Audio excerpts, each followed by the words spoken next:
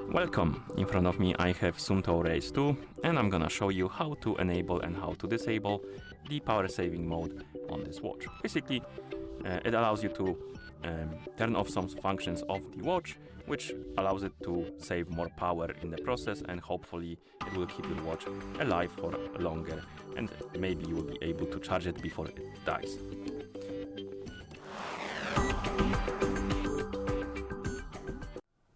Okay, so to enable the power saving mode, we need to wake up the screen on our watch by pressing the upper button, and then we can swipe up on the home screen to open the widget panel, and here on the list of widgets you should see the control panel.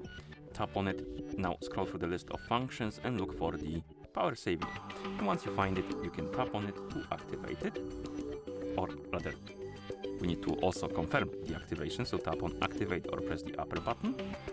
And now the power saving is enabled. You can tell by the watch face looking quite differently. Also, you have access only to time, date, and I believe battery level. And that's how the power saving mode looks like. It will basically dimmer your screen, so it will be a lot dimmer.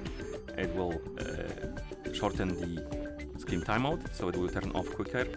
And also it will turn off some of the functions of the watch to save the power. And if you want to disable the power saving mode, you can press the upper or the middle button to wake up the screen. Be aware though, the touch screen won't work when the power saving mode is enabled. So what you need to do is to use the buttons to navigate your watch. So wake up the screen, press the lower button to open the control panel, then scroll through the control panel by using the crown. You can rotate it basically.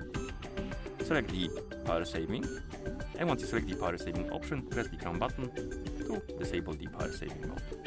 And now the touchscreen should be back to normal, and of course your watch and its functions should be back to normal as well.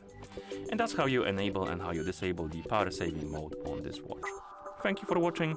If you found this video helpful, please consider subscribing to our channel and leaving a like on the video.